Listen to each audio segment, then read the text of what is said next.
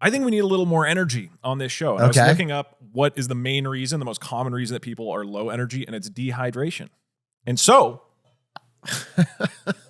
I got us a tub of certified horse electrolytes that we're all going to take a big sip of right now before we start our good news episode. Is this? Yeah! All right, so one scoop of this is for a horse that's in like a hot, humid horse area. Electrolytes. It's certified for That's horses. so gross. Wait, can I actually drink this? Oh, I it's don't- really good. it It's looks electrolytes. really Bro, dangerous. It's electrolytes. Doug, I wouldn't feed this to a horse. We need horse mentality in this podcast if we're going to win. When horses hunt in packs, the other horses are ready to jump in if one falls. That's the attitude that are allows it not to predatory. They don't hunt in packs. It's clumping very do they hunt intensely. packs? No, they don't hunt in packs. So I think I believe him. I'm going for. It's clumping. You go anyways, first. Why don't we all take a sip of our horse? Oh God, it's not. It's, Oh my God. It's really just, it looks like moon sand. It does look like moon sand. Bro, every week Doug's like, don't worry, I got a cold open. This is very bad. It tastes like I'm drinking ocean water. Dude, that is. Oh, That's is this horrendous. is your morning routine? Every morning. Oh, this is nasty. splash You're my deeply face sick. Guys, what are we You're talking about today? unwell. Good news. So much good news. It's the good news episode. The good news episode. The most well-timed It's- good news episode in history. It couldn't have been better. I'm so glad we announced it ahead of time on the previous Patreon recording and spent all week prepping on it because it's just the week was full of There was good nothing else news. but good news. So when we planned this, we knew. Dude, you got to stop drinking that Dude, horse electrolytes. I've tasted it. You should not be drinking Don't keep more. drinking that. I put 4 scoops in my. It's really bad. If you collapse mid-episode, I know exactly why. Or if I have the best performance ever, we'll know. We'll Imagine know. you podcast like a god. Right. And they're like, And then all right. every week we have to fucking keep Like up. immediately within a week, Joe Rogan is fucking pounding them. horse electrolytes. Dude, that's what It's spreading throughout the a industry. whole jar of horse electrolytes. That's what Lee Kuan Yew drank every day. That makes sense. During his prime. That is the. Okay, I'm having the dose if I'm a heavy horse in a hot, humid environment, plus 1 extra Could you scoop. actually damage your? Like, this is not a normal nut for you. That is so gross. That's me having liver failure is bad news. This is good news week. It's also funny you said we need to be more hydrated. When I drink all of my water and yours every week, That's true. I'm hydrated enough. You're the guy. You've got it lost. I've got plenty. I'd argue you're too hydrated. Yeah, if anything, I don't need horse electrolytes. Look, Okay. obviously, this is coming in at a weird time. We did say we were going to do a good news episode this week, and we prepped that, and something happened over the weekend. There have been some large protests and demonstrations in Los Angeles over ICE immigration raids. And we don't want to, leave that untouched, especially since we live here. For me personally, it's like right in the area of where I actually live. And we just wanted to cover that at least a little bit. It's still something that's unfolding. I think there's going to be more protests this weekend. And I think there's a larger topic of the way immigration is being approached in this country that we also want to spend some time talking about. I think that's going to be our conversation, a longer conversation on the Patreon today and something we're going to talk about in the future. But since this is happening in our neighborhood, we just wanted to touch on like the details of like what's actually going on, because I feel like I see a pretty big discrepancy between what's happening in my area versus what is getting chatted about online. So if you somehow do not know, over the weekend there was a protest in downtown LA, specifically around this place called the Federal Building, in reaction to some ICE immigration raids that had happened, I think, just a couple nights before. And the ICE had come in with other federal officers, it sounded like, and arrested more than 40 people, and then had brought them from different areas of downtown LA, and then had brought them to holding in the Federal Building, because the Federal Building has like a jail or a prison. It's like it's crazy because when you drive through downtown LA, there's kind of this one big building you'll go by sometimes, and you're like, why does that look like a prison? And then eventually I realized it just is.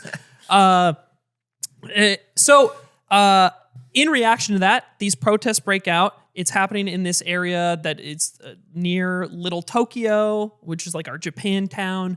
And I I guess the main thing that I wanted to talk about, and because I have gotten as many texts as I did when the fires were happening. Yeah. From friends, from family, asking me, most of which don't even know I actually live in the area. They just know I live in LA. And I think the rhetoric around this protest right now is that LA is being like burned to the ground. And I cannot express enough that it's just not what's happening. This protest and what has been happening is confined to basically a series of like 4 blocks around this building. And while there have been periods of time over the past few days where that area has gotten pretty crazy, if you didn't read the news and you didn't like live and walk through that area, you wouldn't know this is going on, to be totally honest with you. And I think my frustration has been seeing the way people talk about the protests online, particularly Trump, and the opportunity he's used to like become so inflammatory with it, not only sending like the Marines and National Guard in as a reaction to it, but continuously pushing this narrative that LA would have been burnt to the ground. He will not remove troops until it is safe there.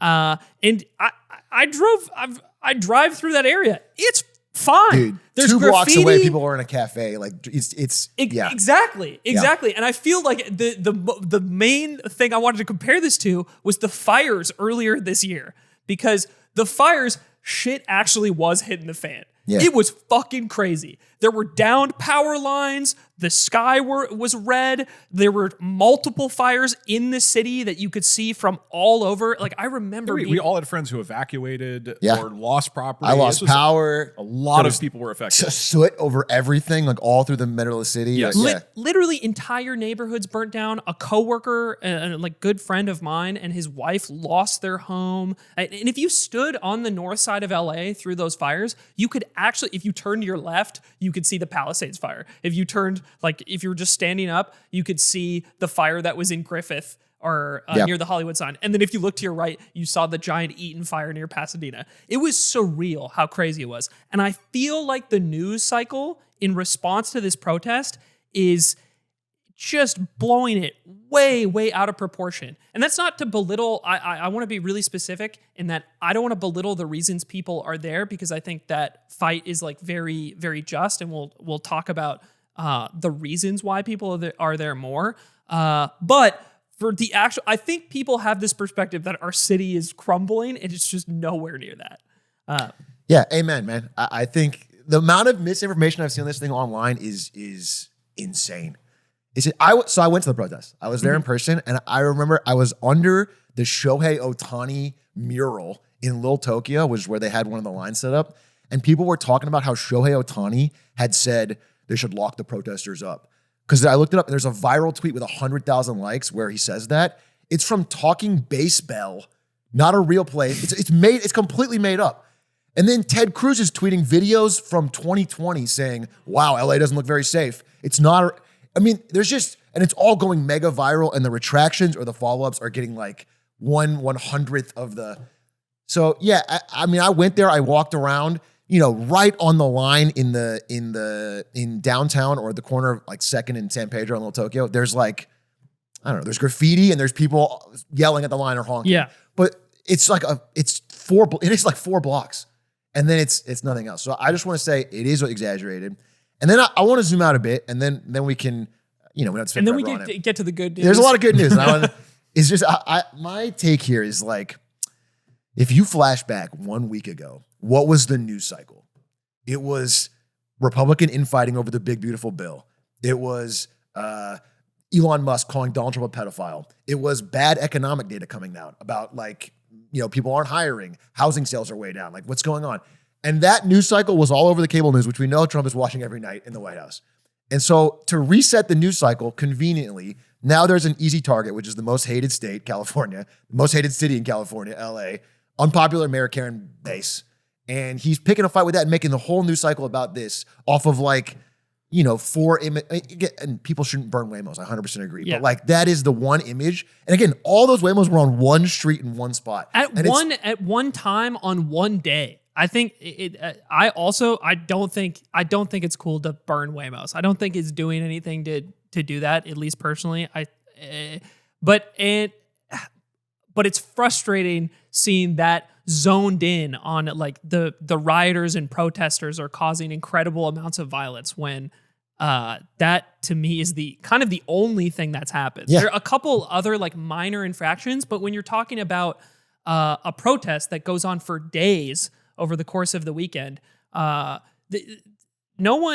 are just protesting, blocking the highway for a bit. To me, that is so disconnected from the rhetoric that is being spewed about it. Did you guys, because you guys both were there for periods, did you see any of that destructive? Because you're saying it was contained to the 4 blocks. Mm-hmm. Do you feel like those 4 blocks, it is as destructive within those 4 blocks as being portrayed, or is even within that area, it's not at all? I went back the next. I've seen the same picture of the guy waving the Mexican flag on the car like 100 times. It's just like that, seemingly. That is the one picture that's being used to like inflame and justify. Again, that picture plus the word insurrectionist is what is being used to amplify like the possible invocation of the Insurrection Act. An insurrection is like a revolution, like you are trying to overthrow the government. That is not anywhere close to what's happening on the ground if you walk around. And so it's frustrating to hear this, and it feels like Orwellian, like a doublespeak, because I know that's not what I'm seeing walking around. Yeah. And again, it's like if you were only allowed to upload a YouTube video if all of the comments were not stupid. If nobody could post a stupid comment. That's what it feels like, in that, like, if you can't have a protest because somebody is going to do something stupid in it, then you can't have a protest. Then how could you have a protest? There's going to be somebody that takes it too far or stupid. But 99.9%, I'm being serious, I talked to people, I walked around, are just upset at the way ICE is acting, which is like a reasonable and American thing to do. You can have that position. I think if you guys want a clearer perspective on what's actually happening on the ground, a ton of people have live streamed the protests while they were there. So there's VODs to like go back and watch. Or if the protests continue this weekend, go on Twitch and watch people actually there experiencing it. Because I think it gives you a way better perspective on the time that it takes for anything significant to happen, if it happens at all, and gives you a good perspective on how almost like literally 99% of people there are there because they want to stand up and gather for a cause. They want to use the most basic part of the First Amendment, I feel like. So I just wanted to stress that as you follow this story, because I think it's going to keep developing and the protests are going to keep happening, just remember that it's a little different in person, and do your best to get a clear picture of what's actually going on. I think if you guys are happy, I kind of want to move into the episode we prepped before all of this was kind of happening. We started prepping good news stories because so many topics on the show have been particularly downtrodden and doomer lately. And don't get worried, I'm sure we'll get back to that. Yeah, we'll have plenty. Yeah. And we're like that meme of like the priest trying to pray and there's the woman next to him. Like, yeah, we're trying, right? We're trying to look at good news this week, but yes, it's hard. So I clearly you guys don't know that meme. I didn't know that meme. I do. Put that up so I don't look as crazy. I know the meme. But also, I don't think, here's the shocker, I don't think it's that hard. I think our human brains are drawn to danger or negativity or something. And I think there has been a lot. Yeah, look at the danger electrolytes of this drink rather than the upside.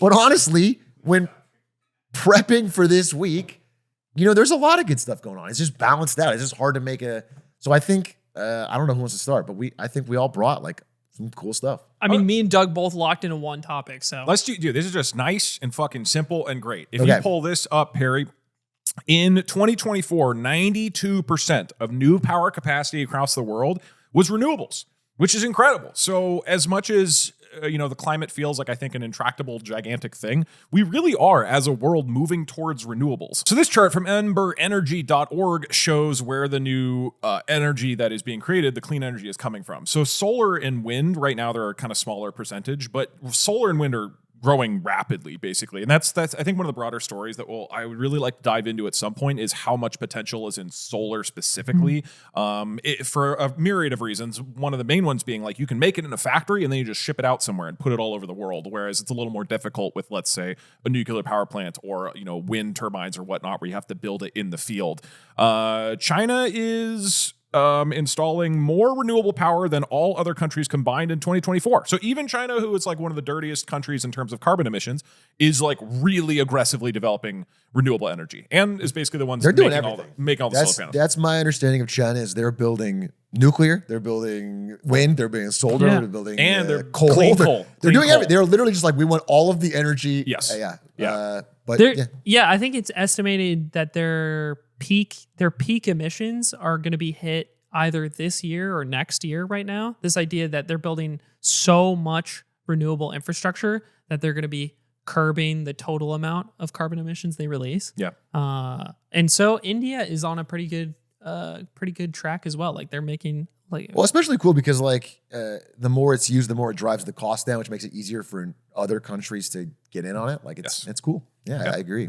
Yeah, so like with solar, for example, the manufacturing costs are just plummeting. So over time, it becomes easier and easier to, for example, you could power, I don't know the exact numbers on it, but a huge percentage of, let's say, America, if you took a giant chunk of New Mexico, right, and you filled miles and miles and miles with solar panels. And so these types of things of having massive, massive quantities of renewable energy that is not harming the climate, like this is possible, like not only in our lifetimes, like potentially in the next decade or two. So it's really encouraging how much cheaper and more accessible this stuff is becoming, and how many countries that traditionally have been pretty dirty are aggressively moving in this direction. As someone who lived in Arizona, that place during summer is God's mistake, and human beings should not live there. So I think everyone should have to leave in summer, and we just blanket it with solar panels, the whole thing, and then power the country for the year. Arizona just becoms a solar cell. Yeah, just or like last week we talked about Australia taking one for the team. We put it in the Australian outback. The world all powered off the Australian outback. Australia is our battery. Yeah. Who else has got good news? Oh wait, you want to follow up on this? So what I think is particularly crazy about this is the rate at which this has been improving. I think we were so used to, especially growing up, climate change being news being so bad for so long. Yeah. The idea that we're actually making pretty rapid advancement in the direction of improving it is one crazy to me. Like 40% of electricity in the world being made from clean sources now is absolutely surreal. And then at the scale of growth we're at, because I think it was 30% in 2023, I want to say, like we're improving so rapidly. A lot of individual countries becoming closer to that like 70% or 80% mark instead. I think there was a stretch of time where there was a 6-month stretch last year of, I think it was Uruguay. It's Uruguay or Paraguay. Forgive me. It's I think it's Uruguay. Where their entire furious at you. Where their entire grid burning your poster. They did all that work and you gave it to Uruguay. I know. Unbelievable. They spent like 6 months at 100% renewable for like their entire grid. I thought that was insane. Wait, if it's Uruguay, that's using the Chinese power plant that's like breaking. I think. Is it? I might be getting the countries wrong, but anyway, yeah, go ahead. We might be mixing up, or it could be the same one. But outside of that progress, like what the future looks like, right? So if you look at the scale of emissions in the world, there's the emissions related to creating electricity, and that's why this is such a big deal. But there are other raw emissions for things like heating, for example. So burning something to run a heater to heat a home. That's a ton of emissions in the world. Or burning fuel to run a combustion engine so transport works. Yeah. These are the other large sources of carbon emissions in the world. So at first glance, you might be like, well, we're whittling down electricity and like making that more and more renewable, but we still have these huge outstanding things, right? But the cool thing about those is more and more technology is developing in those areas that is moving those things into the pool of electricity. More and more things are being electrical powered, and that is where we're focusing like all of our renewable effort, if that makes sense. Yeah, totally. The last thing I wanted to wrap this up with was, if you look at where we were estimated to be by the year 2100, have you guys ever heard of how we estimate the damage of climate change through the degrees Celsius, like average warming around the world? Sure, like, yeah. if we experience 2 degrees of warming or 3 degrees of warming. This is a way to gauge the consequences of climate change, because every 1/10 of a degree or every degree that we increase by, the consequences of climate change become more and more grave, basically. Affecting things like food supply, dramatic weather events. And with the trajectory we were on in like 2000, we were expecting to have 4 degrees of warming by the end of the century, which would be disastrous. Like, cataclysmic. Doesn't sound so bad on a cold day.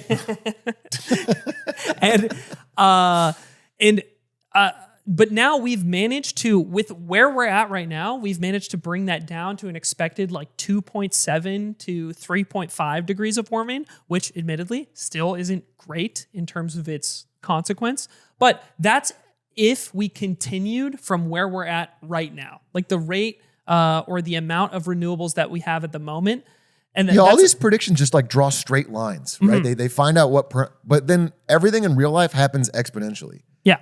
Once the incentives align, suddenly you go from very little solar to a lot of solar. Like once the price point exists, that it becomes the best option, suddenly it just explodes. Like that's the way things just seem to work in the real world. And that's how it's happening now, right? Yeah. Like this is like things like solar drastically increasing in such a short period of time. And then we'll see the benefit from that as this technology continues to improve. The projections of the warming over the course of the next 80 years are going to continue to get way, way better.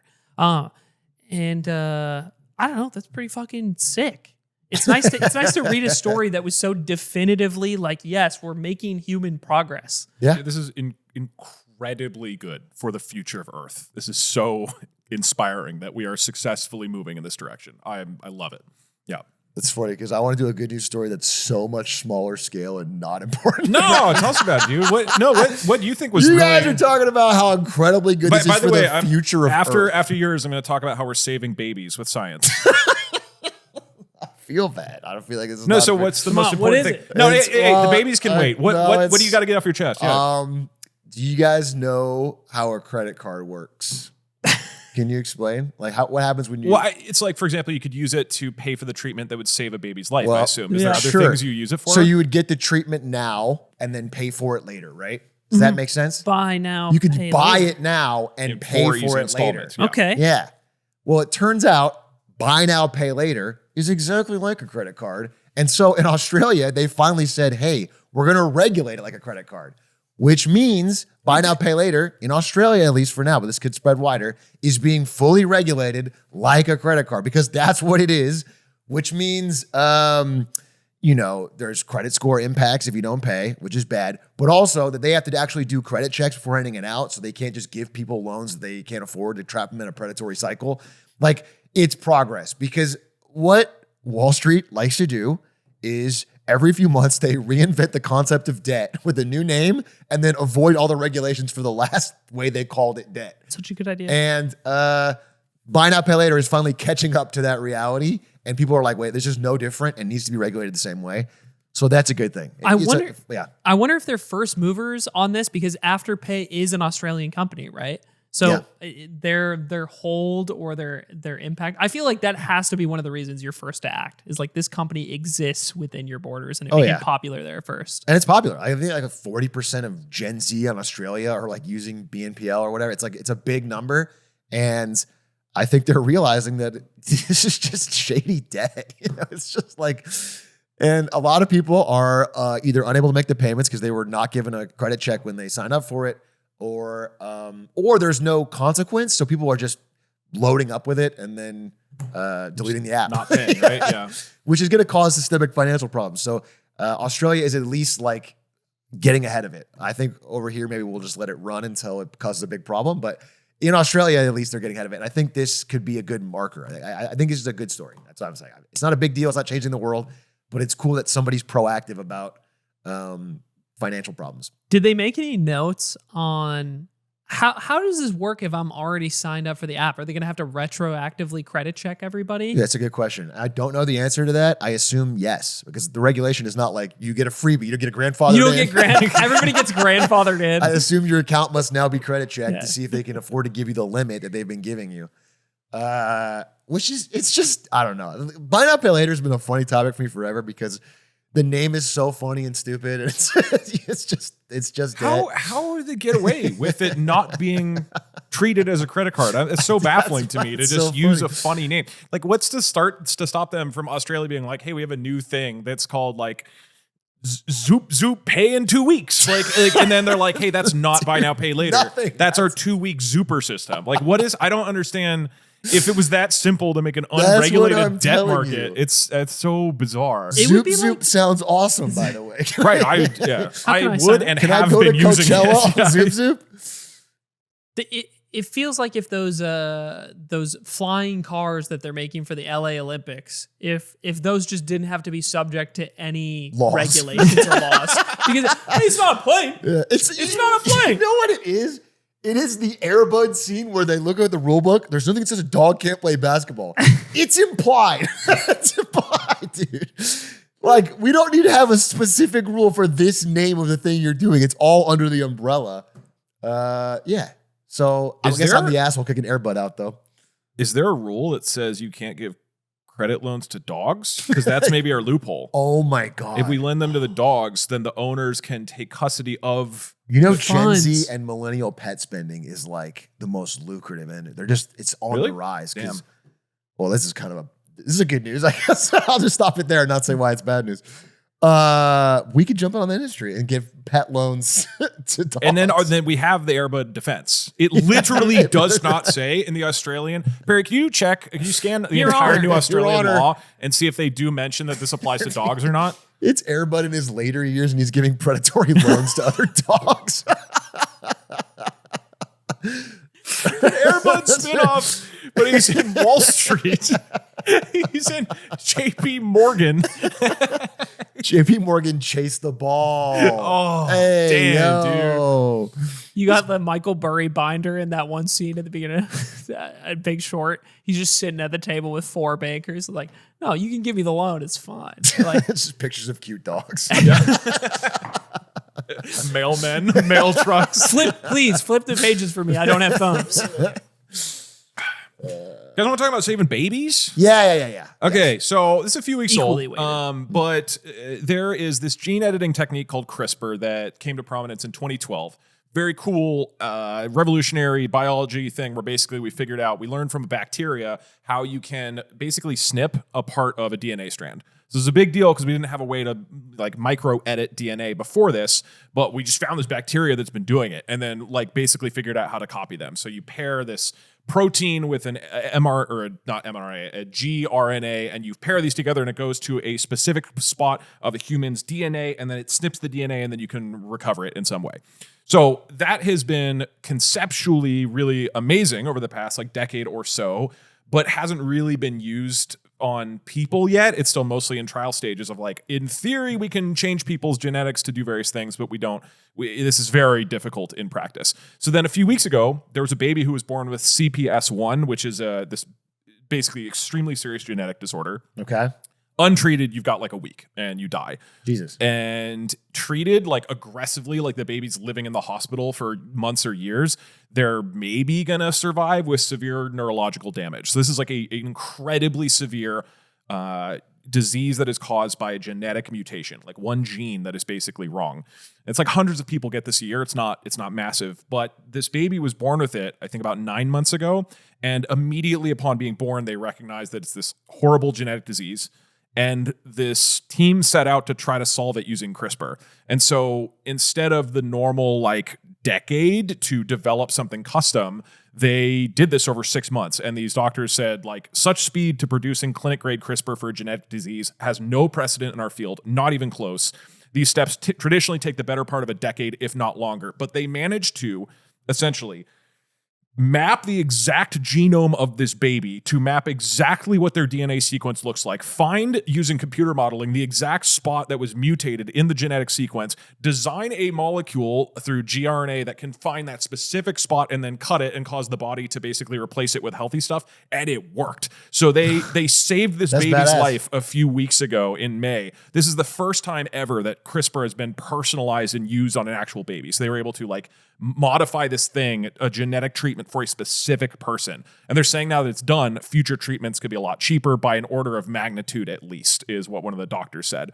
So CRISPR is maybe you've heard of it if you followed biology at all. Incredible potential to this thing. Like, for example, in theory, we can cure Huntington's disease, which kills like 250,000 people. I don't know if that's a year or in general who have it, but that's fatal. That's a single gene mutation. We could like cut and cure that. Alzheimer's risks. You could find the genes that increase the risk for Alzheimer's, edit those, which I think many, tens of millions of people every year who are dealing with that. Curing HIV.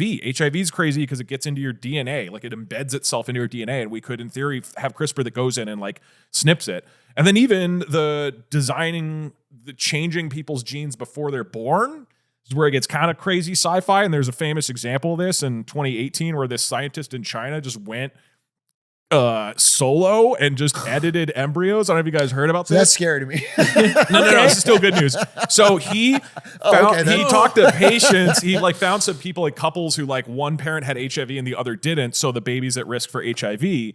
And then he edited embryos and then implanted them into the women. And one of the women had twins. And he went to jail for 3 years because the entire scientific community was like, what the fuck, man? I remember this. Yes. It's like, yeah, deeply unethical shit.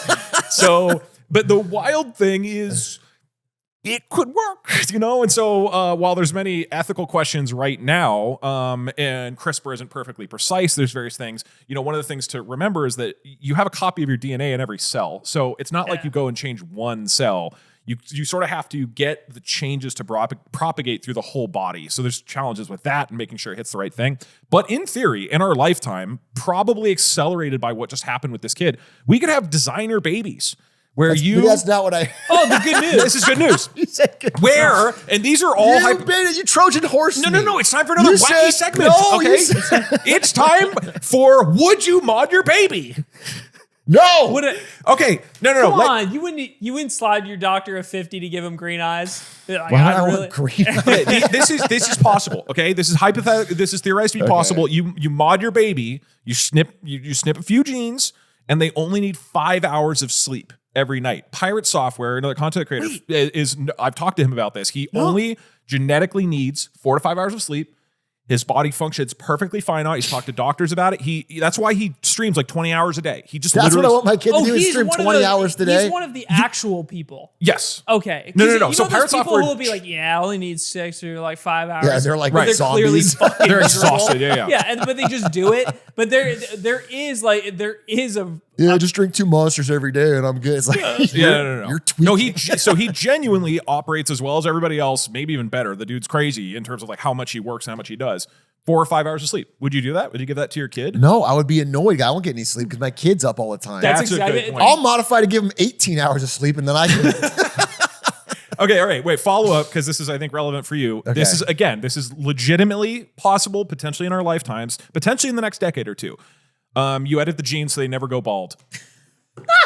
First of all, this is a powerful gene, and I don't think you can edit. I think it's deep in there. It's impossible. It'll fight on box They can't CRISPR this out. That kid's going bald.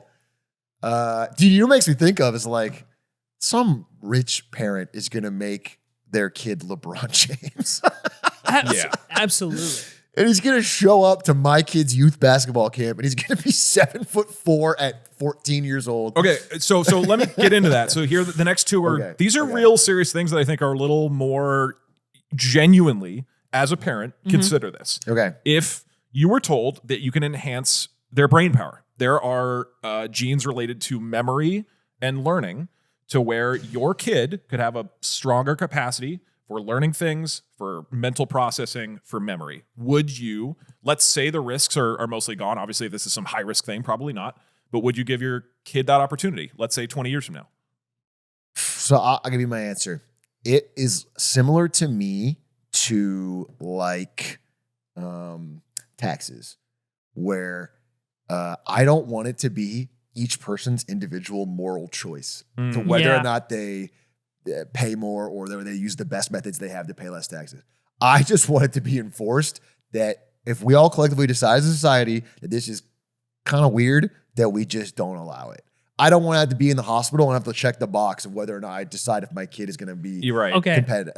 I want to posture a scenario here because there's a bit of a doomer scenario. We're getting off the rails. It's the good news episode. Okay, but if you say it's just about brain power, we're only talking about that. It's to increase your cognitive ability and how much you remember.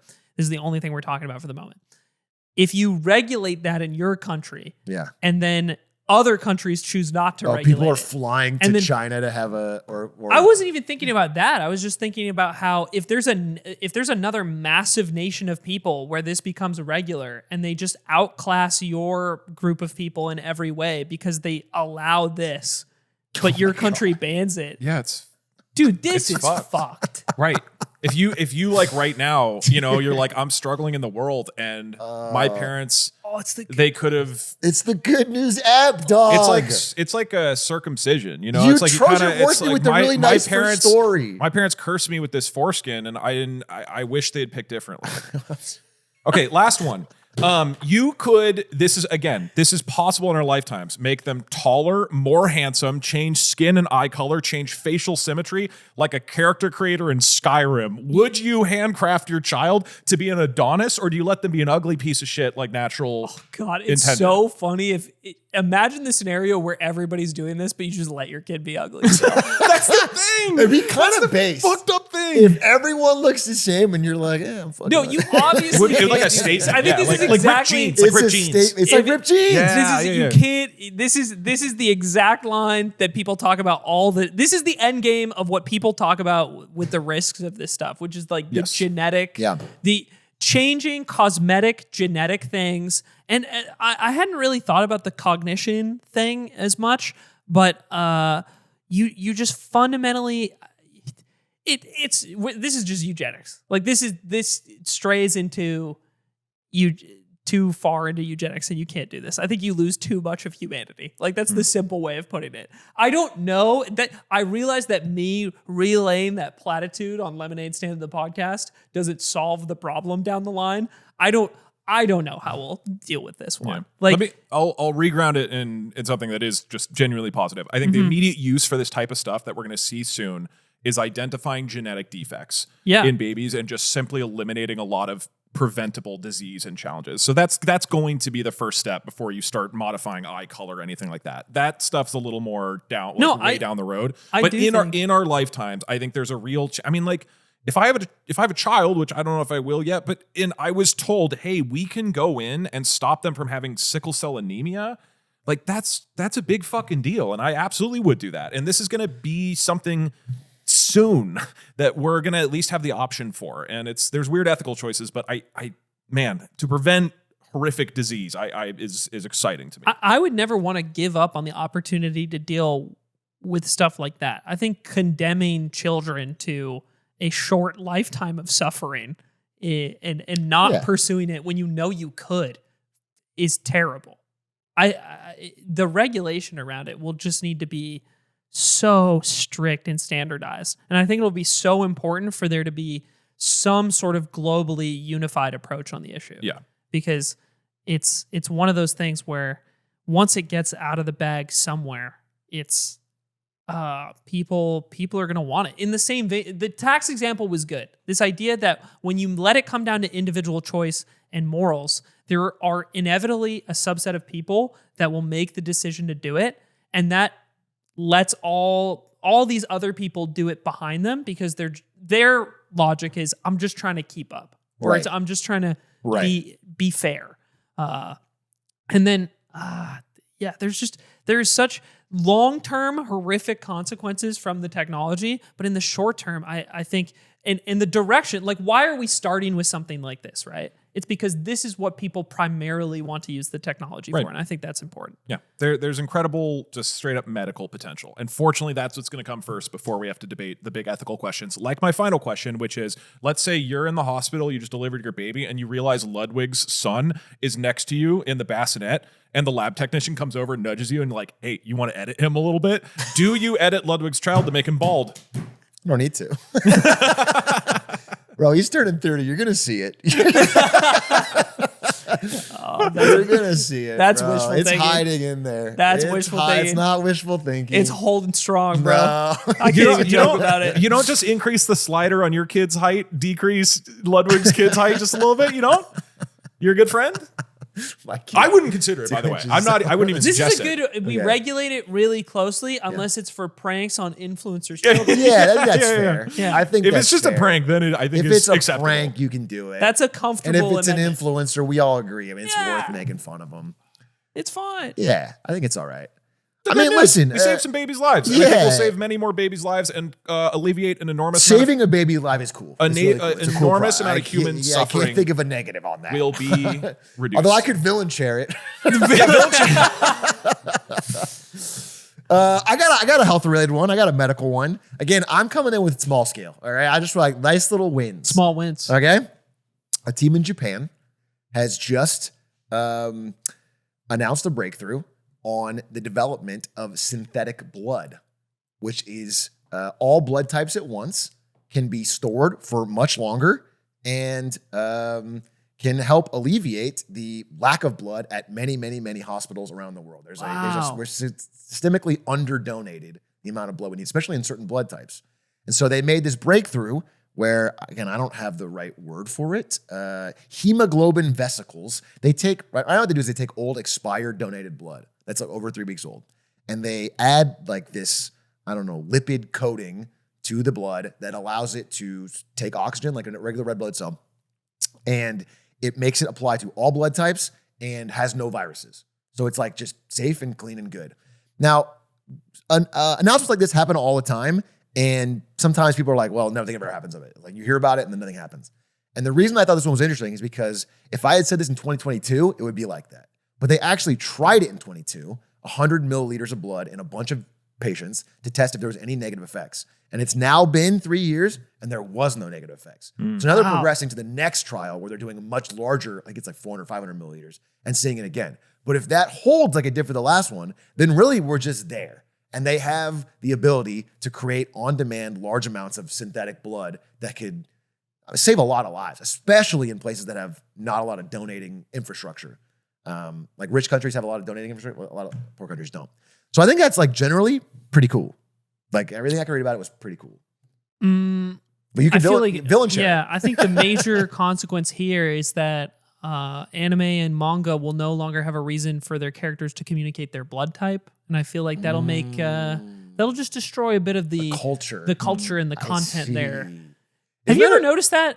That's it's that big a thing in some Japan? Some Asian countries they have like a personality type associated with your blood type. It's like a meme, a horoscope. You know, like you have horoscope or like right brain, left brain, or blood type became a thing, and it's like, oh, you're this type of that type of person. Yeah, I don't know. So I guess you could be like the synthetic type of person who's like cool with everybody. I'm synthetic. You're chill. I just made synthetic. mine. I fit in with I'm a any Viber. group. I'm a Viber. I'm kind of a low blood tier kind of guy, to be honest. Sometimes I get up in the morning, I just like, oh, this is bad blood. That's because you drink horse electrolytes every morning. The electrolytes haven't currently seeped into the blood yet, but I'm thinking I start mixing it with the synthetic juice that you just inject it directly. the slurp juice that the Japanese are making. Do you know? So I don't know much about blood types, but one thing I kind of know is that if you have is it O negative or your blood type is O, then you're the type that can donate to everybody. And anybody can use your blood. So are they like recreating that, or is this its own new thing? That's the value of this, is that you don't have those restrictions. So the synthetic blood would work with everybody, basically. Yeah, it works with everybody. Yeah. So, and because that's one of the biggest challenges with donating blood. It's like my mom is O negative, and then as a result, people pander and like hunger for her blood. And so she donates blood a They lot. hunger for blood like Right. vampires. Getting like election texts, but about your blood all the time. Wait, can I FR. I ask what can I guess your guys' blood type based on this Japanese My personal, go for it. Yeah. Okay. So, Doug, you are confident, self-centered, and unstable. You really had me in the first half. You're type O. I don't actually know, but You yeah, don't- sure. I don't know either. You don't know your blood type? No. Dude, you know why I don't? It's because I went to Nepal when I was 18 for a while, and they were like, "You can't donate blood for a long time, man." Like seriously, You have demon's blood? Or what do you have? so they were just like, you have low tier blood. But on top of them What do just you mean low disliking tier me, blood? Like it's a item in World of Warcraft. What are you talking about? it's gray colored. It's not even purple. I just have Gray sludge. Yeah, They told me I actually just have sludge in my veins. it's just mud. What are and you clay guys in talking there. about? No. So I mean, at least at the time, I was told like because there are potential diseases that are prevalent in Nepal, and this is like 10, 15 years ago, that you genuinely can't donate blood for a long time. So I've not had a reason to explore whether I'm donatable or not because I was exposed to whatever was there. Well, I had Aiden as type A here, but I just don't know. If you guys ever find out, let me know. We'll know if this personality test is correct. Well, it sounds like we've just run the test and I am type O, actually. Sounds like we actually know. Yeah, I guess we do. This is so funny. I got a little business win. Oh, you got a business win? Or at least something interesting, I thought, was the Switch 2 just came out. Okay. And the Switch, the previous console, the Switch 1, sold about 155 million units, which I think it is either the best. Hey, good news. Nintendo made some money. Let's go. Big Nintendo. They're either the best selling. I think the Switch has surpassed the PS2 as the best selling console of all time, if I'm not mistaken. Okay. It may not have quite come to that threshold. I didn't know this part. The Switch 1 had made $100 billion in revenue with a B for Nintendo over the course of its life up until now, which was surreal to me. But the Switch 2 is, as of this recent release, Nintendo's best and fastest selling console ever. 3.5 million units in 4 days. And the next closest that I could find, looking at their sales data for the previous consoles, was the Wii when it came out. And that managed to sell 3.2 million in about a month. This is faster than the Wii? So this is faster than any other console or handheld they've released. Okay. That can is I villain surprising share me. this? Can you pull up the chart you had earlier, Perry, of the sales? I think that's interesting of the just scale of it. If you pull this up, so I mean, just for people to get a sense, the PS2, which probably a number of people in our audience never saw or experienced, is crazy. It's unbelievable how much it sold. Like just an absolutely behemoth.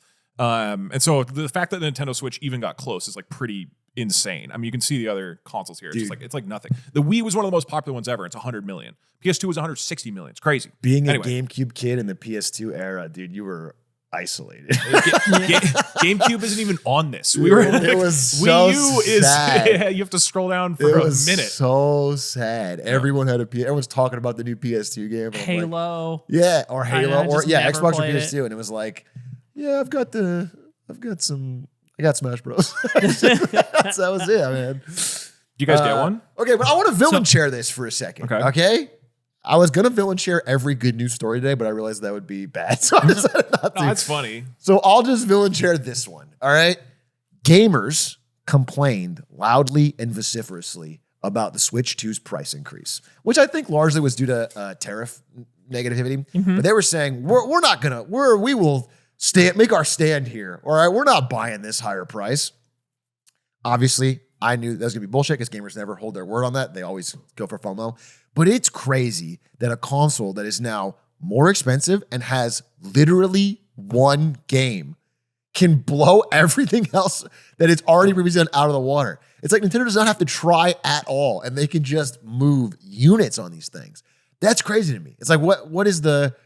You used to have like 3 big launch titles and like really push for it. Now it's like, jack up the price, no game, deal with it. And everyone's like, yes, please, master, please, sir. When I went to go pick mine up I think I got mine from Walmart, and mine had been dropped off there. And I watched a bunch of people come in while I was waiting, trying to buy one because they were sold out for the ones that were just regularly in stock.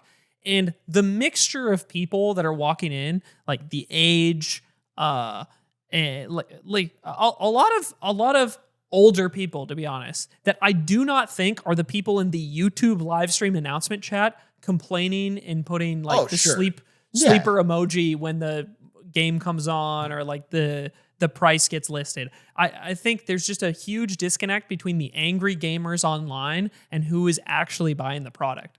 I agree. Yeah, I just think it's funny that I don't think this is a good launch. I don't think it's considered. Like, I think the console's cool, but there's nothing unless you're a real Mario Kart guy. Yeah, I mean, I know you hate Mario and Nintendo, but I do actually have to agree that it's I don't see much of a reason to go buy it. Essentially, Nintendo launched Mario Kart World, and everybody is paying $800 for it. That is basically what happened. It's like they've sold 3.2 million copies of Mario Kart World that happen to cost $700 or whatever it is. Well, so I also don't understand the craze. Like, I'm excited to eventually get one. Yeah, I'll get one eventually. Yeah, it's cool, but I'm also baffled by... I'm just surprised there's this level of like FOMO of like, I gotta get it day one so I can play Mario Kart. Some of these people are... That'd be fucking stupid. You did it. But you're a Mario Kart guy. Like, I get it for you because you still play Mario Kart Wii 20 years later. You're a Mario Kart guy. But like, for me, I like Nintendo. I like the Switch. I play Mario. I play Zelda. Well, I gotta fucking wait in line at Best Buy so I can buy Mario Kart World, play it on my couch for 20 minutes. Be like, all right, I'm bored. It's crazy. I thought something that was interesting. I was just watching this like Bloomberg piece on how their strategy has evolved, and I thought about it. How Nintendo has always taken a different approach to the other companies, where instead of iterating on the previous version of the console, they try to create something novel and new. They basically take a big risk and don't follow the success of the previous console at all, right? And they've kind of followed this wave of one console that does really well and then hitting a console that doesn't do very well. The biggest example is Wii to Wii U. Nobody knew what was happening. Terrible name. You know, Wii sold over 100 million units. The Wii U sold like 13 million, which is crazy. Yeah. Crazy massive flop. And this is the first time that they've taken the previous console and just created an upgraded version, but as a new console entirely. Yeah. And it's interesting that they're not, they learned their lesson, I guess, and they're not taking a risk, which is also sad in a way. But when the Switch had I remember when the Switch came out, I had a fleeting thought of how could you really improve or iterate on this concept? Because it's replacing all of your handheld devices and it's replacing your home console. So what direction can this really move in from here otherwise? And I kind of like that they just upgraded the version. Maybe I'm a Nintendo soy cunt. Everybody likes it. I think the magical thing is they had a successful console for once. Like, they won a generation. And so they're like, let's just do that again. Yeah. Like, I think, the Wii was successful, but they won that generation. They dominated. My understanding is they sold a lot of consoles, but most people had a really, really low attach rate. So people bought it for Wii Sports, or they bought it, and so that people didn't actually buy games. If they didn't sell that many games. So I think they crushed that era though, because they had the DS too, and the DS was is the best-selling video game device ever. Yes, besides DS was a massive hit, and I think the Switch is kind of like a spiritual successor in a way of like a console mixed with a DS. Anyway, I just think like it wasn't. I think every rational gamer was like, Nintendo, please don't do a Switch U. Please don't do something weird or wacky. Yeah. We like the Switch. It was selling well up till the Switch 2. I mean, Switch has been incredibly successful. Just do it again. It's still selling well because the packaging is confusing and people are accidentally buying Switch ones. Props to them for just making the name scheme simple too. Just putting a 2 on the end of it. God forbid you go the Xbox route. Oh my God, the Xbox 920 XL. I don't even know what it is. I literally could not tell you what the Xbox model is called right now. Did you see the handheld Xbox they just announced? No. It's like the Asus ROG Ally Series X Friendship Edition. It's fucking, it's ridiculous. It's ridiculous. I don't know who's in charge. What demon is in charge at Microsoft of naming is just cackling in his fucking Iron Throne. That's crazy, but it's crazy. It even went back to Xbox One, right? Or am I hallucinating that and mixing that with Battlefield and Halo and everything else? It was Xbox versus PS2, and they did pretty well. And they were worried about Xbox 2 versus PS3. They're like, our number's one lower. So we have to just fucking throw it out the window. They should have just taken, I don't know. I mean, Xbox One worked is the problem. That was like their best generation. Or 360 worked. I'm sorry, 360. Yeah, 360 worked. 360 is where it worked. And 360 was basic and cool. Yeah. There's an understanding that Xbox 360 was But how the do you next follow console. 360? You go 720. 720. Then what, 1080? I don't know. Yeah, that's what NVIDIA does. Mystery. While you work there. No. While you work there. NVIDIA has a clear naming scheme. 20 series, 30 series, 40 series, 50 series. You're dumb as bricks. Sold pretty well. Sold pretty well. Got a bonus that year. I want to quickly, if you pull this up, Perry, with our funny little stock game we've been doing. First off, we're currently up $7,000, which is crazy. Raising money the for three of kids. us continue to be first place with Atrioc, actually last of the three of us. Well, great little handshake there for us. But one of the things I thought was interesting, on top of, if you go to DougDoug.com/stocks, you can check out these numbers. Everybody kind of has like their winning company. And Ludwig's is Nintendo. Nintendo's up 36% since January. And I think what's interesting, it's not like the stock market has that much, importance to Nintendo as a company, but Ludwig invested in Nintendo when they had already announced the Switch 2. Everybody knew the Switch 2 was coming out. And somehow, and what is kind of confusing to me is how much the perception of Nintendo's value as a company has increased since then, even though nothing has really changed. In fact, all they've announced is kind of like, yeah, we're going to have a Mario Kart game. And they didn't really launch with anything else. And somehow their company is just perceived to be doing so well beyond the expectations of a couple months ago. And that is interesting and confusing to me. So somehow they're just crushing it. I think it's because they started cracking down on Smash tournaments. Gives people confidence. that's what it was. Couple tens of billions of value increase once they started cracking down on You can't quants are like, Aiden's finally. garage tournament with a custom stage. Yep. Now that the tournaments don't have UCF at it, I'm confident I can put another $1 million in. I mean, my understanding is that, the market is forward looking and it's trying to predict the good and the bad outcomes.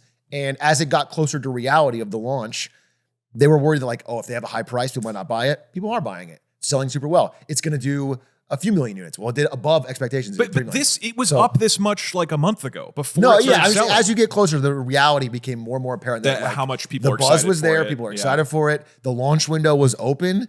They're going to dominate this into the holiday season. It's all working out in the way Nintendo wanted. They've got my hands tied, dude, because I was getting excited about the Switch 2 after I got it, and I was talking to friends, and I was like, yeah, I have Breath of the Wild on it. And I can play it from my old console, and I can pay $10 for the upgraded Switch 2 version, and it runs at 120 FPS now, and it's really smooth, and the picture quality looks really good. And then Nick looked at me, and he's like, "Isn't it crazy you're excited about that? That's how low of a bar they're setting." And I was like, "Yeah, they set the you're bar right, low, bro, and they just tapped it in." I don't know. There was a funny conversation. We work with Kelby. Who is our sales guy at Mogul Moves. And one afternoon we had an hour-long conversation about what the value to what amount of money would Red Bull pay Nintendo to have Mario hold a Red Bull can, in ads. How much do you think that's worth, Kelby? Do the math for me. And and then he's posturing different scenarios. He's like, well, can there be a Mario flavor too? Dude, and we're like, yeah. Replace the wing cap in every Mario game with a Red Bull. And he chugs it, gets actual wings, and then that's good. I'm gonna be honest. That's the marketer right there. That's gonna move you. I mean, they're so carried by their IP, right? That's the one thing they really, really have over everybody else. Is you have, I think Mario. This may have changed because I remember looking at this probably 8 years ago. But Mario was the most recognizable figure in media, when polled globally or something. So if you took a bunch of company IP, basically, if you took figures like Pac-Man and Mickey Mouse and all of these different things, Mario was recognized by 94% of people. They could look at a picture of Mario and around the world and say, that's Mario. A Japanese created Italian plumber that fights a monkey named Donkey became Yes, sir. Yes, sir. Became the world's most, and also, I mean, yeah, that's Nintendo's core thing is like, even in the dark times, because every 6 years they're in dark times, they have Mario, Zelda, Pokemon. They just have a few franchises that are so good, and they have such great developers for those games that even if nobody else is making games for their consoles, they can weather the winter, and then they can bounce back when they hit the right stride. I mean, Pokemon is the single biggest media franchise ever. Yes. Of all, so that's, yeah, they got something. It's crazy that kids today are as enamored with Pokemon as I was when I was 7 years old. I was thinking that recently. That's crazy. I always remember. It's also crazy, real quick, that like our friends today are as enamored with Pokemon as they were when they were 7 and have not grown up. I'm sorry, that was mean. I don't like Pokemon. I never liked it. I don't get it. No, I want to understand you. You're a Digimon guy. I want to like it. I do, and I can't. And my cold, dark soul just can't accept the beauty of. No, I get it, Tombomon Doug. I get it, Doug. You engage consciously with the media in front of you. Yeah. You understand that it's too easy. The game's bad. Why? I don't understand. Can we CRISPR a pigeon to become a Pidgey? Yes. I want to say Was it you? right now. Were you there when he said this? When he confessed that when he was a child, He thought Pidgey was real. he thought Pidgey, like of course Pidgey and Weedle are real. And he But, will when CRISPR gets involved. Yeah. These are going to be real things. Pikachu's going to be my friend as I dreamed when I was a child. If you loan me your dog for a few years, I'll turn him into Pikachu. Can't take Or that your risk. baby, whichever. Just give me some kind of living creature that's I can't important take that to you. risk with you specifically. Come But I'll find a on, nice let me go off the Japanese grid like that guy in scientist. China for a little bit. Let me go wild, dude. I have another story. Yeah. Okay. Because before you would take my baby. And I was turn just her into thinking more Pikachu. about all the cool. I'm just thinking about all the sliders I would be changing. But yeah, go ahead. I have another good news story. This is a kind of a weird one. Well, it's just good news, but it's almost obvious. But I'll explain it. There was a big cancer conference in Europe, specifically You said cancel culture? cancer conference. Oh, Actually, it was in Chicago. I'm sorry. In Chicago recently, they had a cancer research conference where a bunch of doctors came out. And somebody came up with a well-done, peer-reviewed, long-term longitudinal study about exercise as a treatment for cancer. Basically, as in comparison to, it's for colon cancer specifically, and it was in comparison to chemotherapy. Okay, they just compared it. And, what often doctors will do is they will say, remember to exercise. Or they'll give you this one was like, we're going to try treatment where you are assigned a personal trainer. You have to specifically do this number of things 4 or 5 days a week.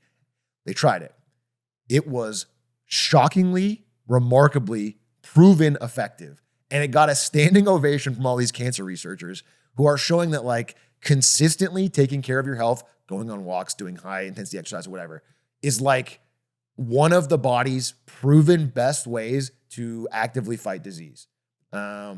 This case specifically for colon cancer. And by the way, what they mentioned in this is there's no reason you can't now do both. Because I think it had a 5% increase in survival when they did the chemo, and it was 7 or 8 with the intense exercise. You can combine them both and have, again, the examples they use is 1 in 12 people who would have died will now survive. I'm sorry, I'm getting a phone call from my cancer research buddy. Getting canceled. Actually, the study's blown wide open.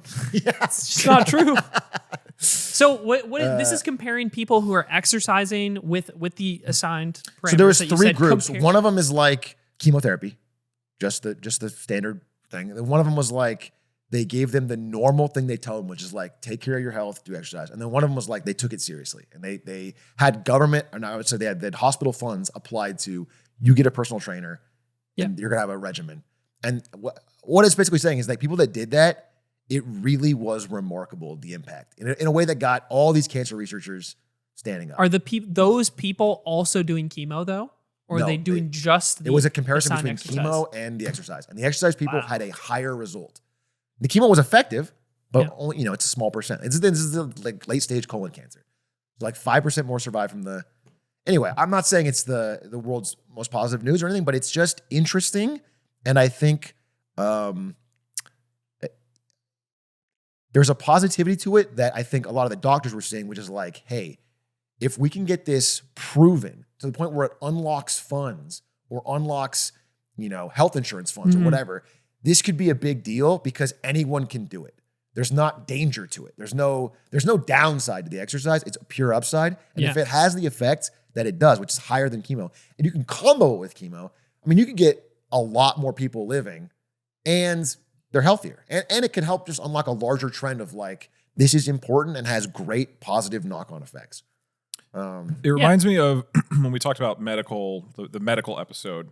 One of the takeaways is an enormous amount of the health problems that we have in America are chronic health problems that are largely from people not taking care of themselves, right? And that's the truth. And it's in ways that are just hard: eating healthy, exercising, not smoking, et cetera, et cetera. And so the more of this evidence that comes out, I mean, something my mom would drill into me over and over growing up is like how critical this stuff is and how hard it is for doctors to get people to stick with this stuff and do it. So the more evidence there is, it's like it sounds kind of silly and obvious, but the amount of benefits for cancer with everything is just so ridiculously high. That is the exact line in here. I want to bring this up. It says, knowledge alone is likely to be insufficient to allow most people to make meaningful and sustained change. So this evidence, this proof, where they can start treating exercise like a drug, where a prescription is filled out, a trainer allotted, and a schedule adhered to, can make a massive. It's like it is like if this was an announcement of a new drug, the level of positive effect it had would be a massive breakthrough. Be like, holy shit, we invented something crazy. But it doesn't even cost money. Someone can't patent it. They can't own it. All you have to do is just put someone on a schedule and make sure they stick to it, and they're gonna have much better health outcomes. That's cool. I mean, it's much better than a world where this stuff doesn't work, where you just have no control. You need some kind of crazy new drug. If you don't get it, you're dead. Doing it like a prescription, I've never heard that concept. That is really interesting. So I thought it was cool. I thought it's very hard to get people to having doctors I've spoke with. They're basically like, yeah, you can tell patients to do stuff, and then most of the time they come back. It's like I go to the dentist every 6 months, and he's like, "Hey, you using that retainer at night?" And I'm like, "Nah, next time though." And that's what it's like, And for in my case, it's not that big of a deal if I don't wear the retainer, but it is a really big deal if you're not exercising, particularly if you have these diseases. So it reminds me of a tweet that was like, those people who tell you to exercise and sleep more to deal with your depression are so annoying because that shit work. And I think it coupled, stuff like that, or I've been told the number one way to defend against developing like dementia or Alzheimer's later in life is just exercise. Like that is the number one documented thing you could do to prevent it later in your life. It's crazy how broadly applicable it is, and it feels like such a given, but it's just something that is really, really hard to instill in people. I'm trying to be better about it right now. I'm in a phase of life this year where I'm trying to be more disciplined and just make sure I do something like every day, and it helps. Like anecdotally, lower anxiety, better appetite, better sleep. Things just automatically improve in your life. It gives you this way better baseline. So to know that it could have as far-reaching benefits as something like this is awesome. It's 3 extremely simple things. It is diet, sleep, and horse electrolytes. I am wired. I don't know if you guys noticed. I've been like stepping underneath the table. Part 2 of this article, it says cancer is 99% cured when you just mainline horse electrolytes. Yeah. I wonder what mine tastes like. No, it's I'm taking another sip. What is your problem? Mine looks like a brick. It looks like you just ruined the iPad. Zamboni. No! It's 20 minutes later. Woo! Thanks, Let's Doug. go, dude. I am pumped and ready to pod. Let's go. You got another one? You really just drank the rest of it off of the table. We all cleaned it up, and he sat there chugging the entire rest of the. No, let me finish this. Well, we do have a couple more good news topics to end this off on. I found a cool one from today, which was the World Bank ends its ban on funding nuclear power projects. Yeah. Wait, this is like a bigger story. This is happening all over the world. Mm-hmm. There has been movement, broad-based movement in Europe, in America, in Asia to like re-examine nuclear and get projects moving. And as someone who's a big supporter of it and think it's like incredibly high power, low emissions, zero emissions, like just an incredible way towards energy security and freedom. And it's awesome. It's cool to see countries of the world recognize that and move towards it in a broad-based way. Yeah, I was surprised by the amount of news I've seen around this year. And even in the past month, I feel like a lot of stuff has been moving in the same direction. I have a question for you. Say I'm listening to this and I'm like, Atrioc, you never think about the nuclear waste and where they're going to put the nuclear waste. Yeah. I would love to talk. I wish we'd do a whole episode on it. We should do a nuclear I would like to episode. do a nuclear episode. Just broadly, the amount of nuclear waste is really small. Okay. All of it in the world would fit in like a football field up stacked 3 times. So it's like, just understand that. And so many of the innovations in nuclear recently are able to reuse that nuclear waste.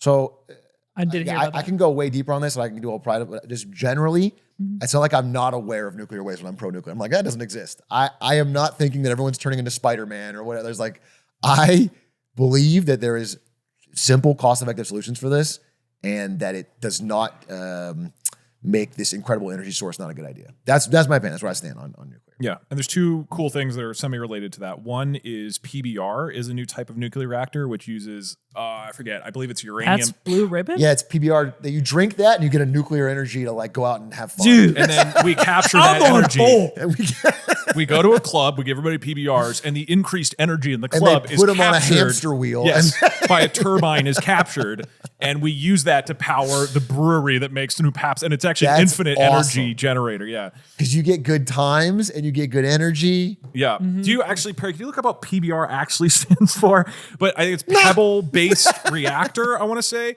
it's some of the core things. It's uranium spheres instead of these rods. There's hydrogen that cools it down instead of water. But one of the key features is that pebble bed reactors. One of the key features is that it doesn't melt down. One of the problems with nuclear, the big scary things is like Fukushima, Chernobyl, right? Like if the nuclear power plant melts down, then that's where the radioactive material starts shooting out into the world and you get hit in the chest with a bunch of protons or neutrons or whatever. But with PBRs, the idea is that if power shuts down, if there's a disaster, it will immediately start cooling down. It doesn't heat up past the point that it starts actually like destroying the facility and breaking things. So this was tested in China recently, and although there's some skepticism about it, sounds like there's real promise there. And then the other is small modular reactors, which instead of making one giant nuclear power plant, you make it essentially in this like template form that's smaller. And that has a bunch of merit. There's a lot of research about that. Well, I'm sure we can dive into it at some point. Kind of like a solar panel on your roof vibe. Like you'd get your own nuclear power plant. Just stick it on my roof. More like a town would get a Yeah, I don't think it's for individual. Yeah, it's not for individual homes. Unless you're running 400 Switch 2s to play. You're afraid of progress. Because I will say, in that case, the nuclear waste is a concern. If everyone had Do one. not want that like on your wristwatch. that is an issue. But small modular reactors, the idea is like right now with nuclear, it's really hard to build them because like you got to commit whatever $30 billion to make some giant power plant from scratch. But if you turn it into a template that can be quickly made and also like scaled up or down depending on the size of a city, that's really valuable. So actually, this reminds me that Britain just hired Rolls-Royce. I didn't know they make power, but they're basically, they want a bid to start developing nuclear small modular Rolls-Royce reactors. of nuclear small modular reactors. That's hype. Yeah.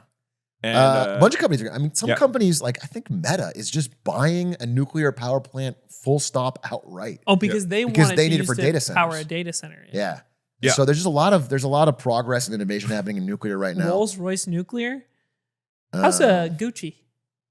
Gucci nuclear doing? Why don't all the like, fashion brands of Europe get into nuclear? Dude, that would be so funny That'd be awesome. if LVMH just pivoted into nuclear energy. Dude, They that's ditched so much all of the smarter. clothing behind, and then what's it, Bernard Arnault? Yeah. I think, and he just becomes a nuclear nuclear CEO. guy. That'd be What's cooler. what's the brand that's like way overpriced and stupid? All of the LVMH brands, most of them. dude. No, like Louis the Vuitton, big, Moet no, the Hennessy. biggest, stupidest one that starts with a B, I think. Balenciaga. Like, imagine a Balenciaga nuclear power plant. It's just like it makes no sense. That I would not trust them to deal with the waste because they would put the waste in like ripped jeans that Yeah. just like Cool. shoot radioactive That'd be sick. material. Just Doug naming off cool Dude, shit. you mentioned Fukushima. I mean, even Japan, which after Fukushima, which is one of the, I think the most recent large nuclear disaster, they put a law that was like stopping the lifespan of their nuclear reactors. They just repealed that law. They just realized as they got closer to the timeline, it's like, it is such a big part of their energy mix. It's so helpful. It's so efficient that it was a panic mode that they did. And they got rid of it. So it's just happening even in countries where it's been affected, because you can't argue with the numbers on it. It's cool. You know what else is great news about that? Yeah. Countries that have a tendency to do not super cool human rights things, like Russia, that's, it's largely what powers them. Like Russia has, so much of their economy is based around selling gas to Europe. It's like the more that every country around the world can become self-sustainable via solar or nuclear, and energy stops being this like resource you have to like fight over. It's like it enables countries to not be dependent and enable other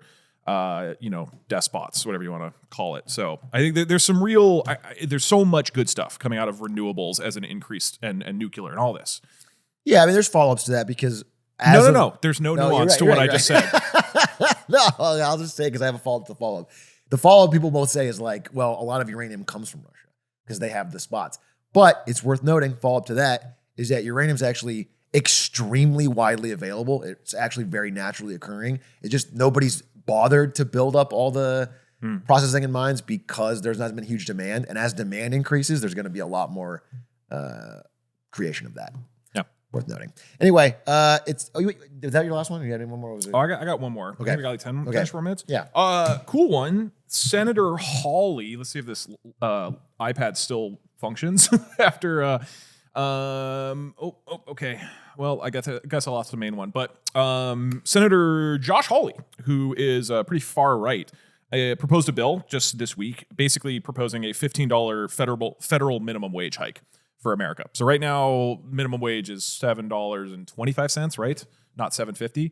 Oh yeah, there we go. And so this is proposed, and I think the reason that this is relevant, this isn't passed yet, but this is something that a lot of senators, Bernie Sanders notably has been pushing for something like this for a long time, of increasing the federal minimum wage. Basically, the minimum wage by the federal government has not increased in decades, even though the cost of living has increased dramatically. And I hadn't really strongly looked into this much before, but the counter argument against minimum wage that, for example, people generally on the right, the conservatives will say, is that if you increase the minimum wage, that's going to be past the point that a lot of, especially small businesses, can sustain and manage. And that will force them to lay people off. They won't be able to hire as many people because they have to pay them more. And therefore, you're going to lose a huge number of jobs. The Congressional Budget Office estimated that a $15 minimum wage could eliminate anywhere from 2.7 million jobs all the way to zero. Wow. Yeah, That's which is really helpful. range. Yeah. But it would lift 900,000 people out of poverty. So basically, critics are saying, like, you can't just force companies to pay at a certain rate. This is not a good idea. The free market should take care of it. That's like the core argument, particularly given that the cost of living in San Francisco is vastly different than a small town in Missouri, right? Yeah. And so to federally force this, it doesn't make a lot of sense rather than states doing it. And so some of the cool things I saw, there's a different couple studies over the years that looked at the actual change of employment when states or areas of the country increase their minimum wage. So there was a pretty influential one from 1992, which is they looked at New Jersey increase their minimum wage from $4.25 to $5.05, checked like 400 fast food restaurants, and there was no reduced employment at all. And then there was another one, this one from the Washington Center for Equitable Growth, which, slightly biased towards increasing minimum wage, but still did this study that from reading through it for a little bit, it seems really grounded. And basically they studied how two states, California and New York, doubled their minimum wage, how we went up to like $15 over the course of about a decade. And so they looked at all these interesting pieces about this. And what I thought was particularly interesting that they conclude. So when you increase the minimum wage, in this case for these two states, and they increased it to $15, they looked at what actually happens to that increase cost that the business has to expend. They found that it doesn't actually reduce employment. There is no disemployment that resulted in these areas, and they compared all these different ones.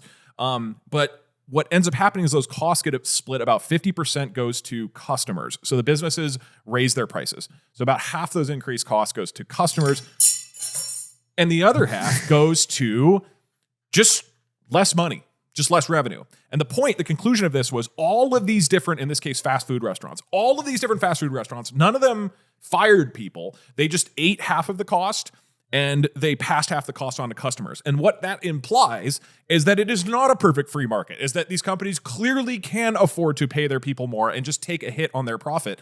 And the argument of minimum wage shouldn't be increased because the market will find perfect equilibrium. In case after case, it's been shown, no, these companies can do this. They actually can take this hit. Of course, there's more complexity to it. Maybe some small, mom and pop shop business can't do this in some town or whatnot. But I thought the studies around this were particularly interesting. And then the fact that this is gaining traction on the Republican side of the aisle, and given that Republicans are really trying to get a more of a foothold in, let's say, working class people and really resonate with them, I think there's real potential that this actually makes some waves, which would be really cool.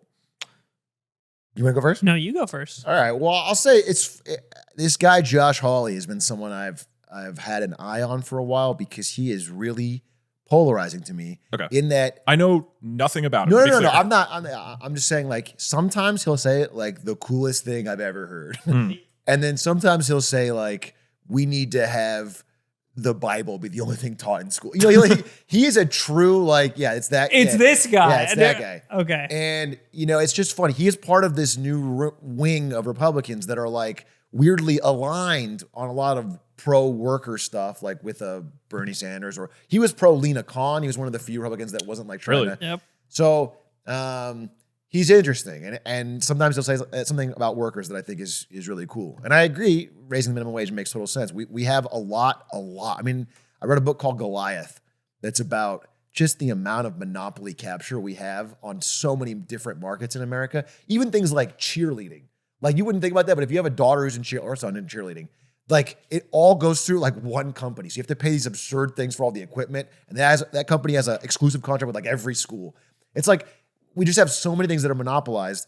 And so the idea that it's reaching natural equilibrium on wages is not true. People don't have a lot of options in a lot of fields. So anyway, I think he's just an interesting character. And I guess I'm happy in general that people on both sides of the aisle are starting to like handshake over the fact that, like he mentions in this article, we need stronger unions. We need more minimum wage protections.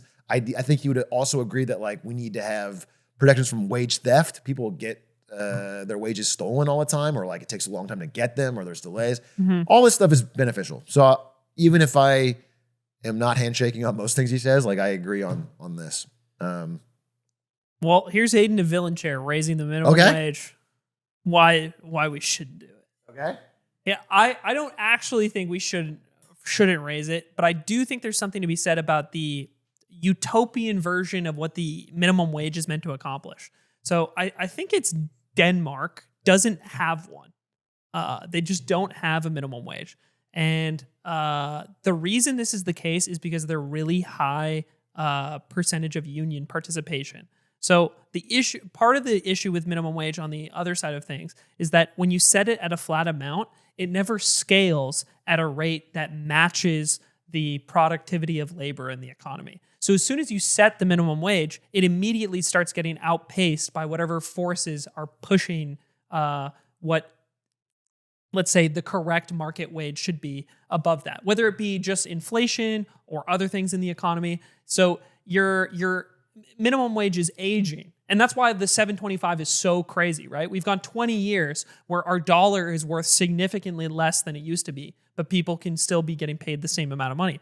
And I thought something was interesting there is like the report we had up, I think it had the word monopsony in the title, which we had covered on the book club episode that we did. Yeah. This idea that the market is, most markets are not necessarily monopolies, but share strong characteristics of monopolies because of how few players exist within the space. And because that's the case, labor is not able to effectively negotiate what the actual value of their work is.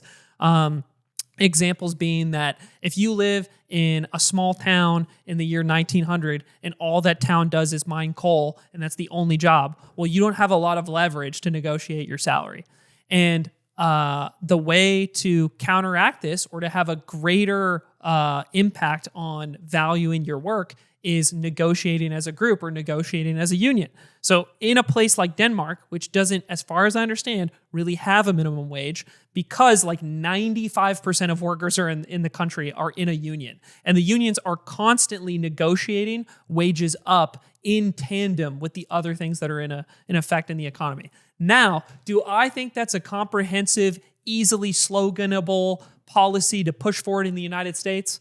No, I don't think that change is going to come before, and I'd rather fight for something basic like, can we at least get it to 15, boys? Yeah, that makes sense. I think there's something to be said about this not being an effective long-term solution to what it's attempting to fix. Yeah. And I'm glad you pointed out the things that you did where we can see that there is a negligible impact on employment, like people say.